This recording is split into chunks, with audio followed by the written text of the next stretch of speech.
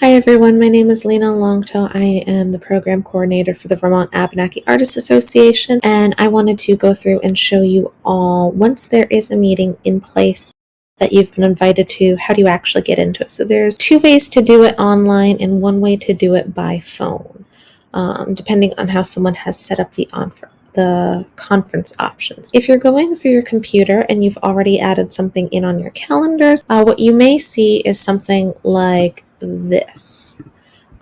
So today at 7, we have the topic of VAA dancers. Perhaps the dancers in our Artists Association want to talk about their regalia or powwow season and how they're doing now. And if you're going off of your computer, it's super easy. Just click that join button. You may be prompted to download Zoom if you don't have it. If you do, you would go ahead and open this, and again, it would open Zoom right up. We're going to move that over. So as you can see, Zoom does not have the best quality for its cameras and for its webcams. It's really contingent on what is available on your camera. So you're going to, when you try and join a meeting, you're going to see a pop-up like this that asks, would you like to join with your computer audio? And unless you're using a headset or something like that, the answer is usually yes. From the inside, when you're hosting, this is roughly what it's going to look like. I had some technical difficulties using my screen recorder. Down here, you have the option of muting your audio in the lower left corner. And then I can also shut my camera off down here. And then you would just see an abbreviation of who you are. I can also keep track of the number of participants that I have online at the moment. So in this case, it's just me. I can also forcibly mute this person or unmute them.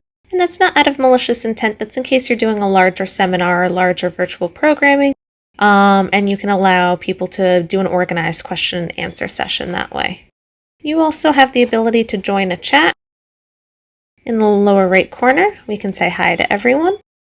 You can also say hi to specific people if there was someone other than myself online. You can also use these emojis to clap when you agree with something or give people a thumbs up and just let them know silently that you're following along and listening. Now, if you are hosting the meeting, if you go over here to the, again, lower right corner, if you end the meeting to leave, if you leave without assigning a host, it will automatically randomly assign a new host. If you end meeting for all, that's it. It closes. Oh, and in my case, I have an update available.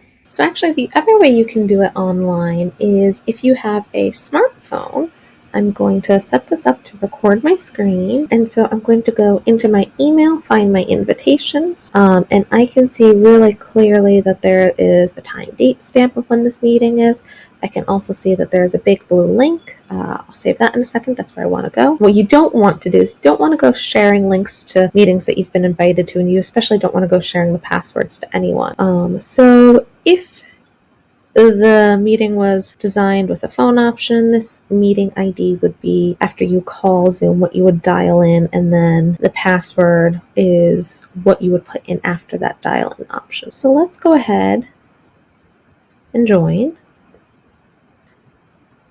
Recording. So if you're using the phone, this is roughly speaking what the Zoom application will look like. You will have the same option over here to turn your camera on. You will have the same option over here to turn your mic on or off. If I wanted to join audio in that case, I would tap that. Hold on. Call audio. There we go.